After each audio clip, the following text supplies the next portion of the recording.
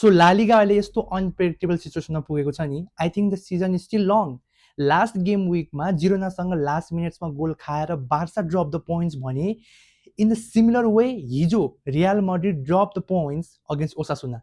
अब Osasuna is not an easy opponent to play. Last year they have beaten Barcelona, they have beaten Atletico Madrid, Real Madrid played draw against them, र हिजो after 2011 they have beaten real Madrid at their home ground. ओसासुनाको स्टेडियममा यस्तो hostile environment create गरेको थियो नि, starting मिनट्सबाटै Real Madrid प्रेसरमा थियो, ब्याकफुटमा थियो, एन्ड हिजो Madrid did not played well.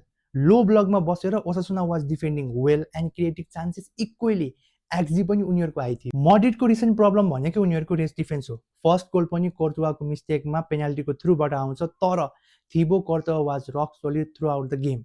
तर बिचरो एक्लैले कति गरोस्। सम हाउ 73 मिनट्समा Vini score the equaliser, and I think that was the only good chance Madrid created throughout the game. तर आई थिङ्क अब एसेन्सियोबाट हुँदैन।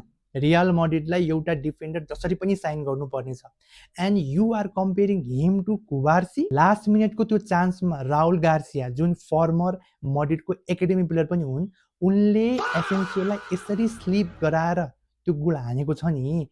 आई थिङ्क बेनिफिकाको गेमदेखि नै एसेन्सियो अझै पनि स्लाइड मोडमै छ। First mistake he kept Raul Garcia on side, र secondly he could not defend it. उता डियोगो सिमियोनेको एथलेटिको मैड्रिडले पनि स्पेनियललाई 4-2 हराएको छ, and I think the players they have, it's a convincing win for them. So आज बार्साको गेम छ against Levante, and if we win this game we will go top of the table with 1 point एडभान्टेज। Let's see के हुन्छ, तर the league is still yet to decide. This is ball sense, thanks for watching, sign up and see you letter.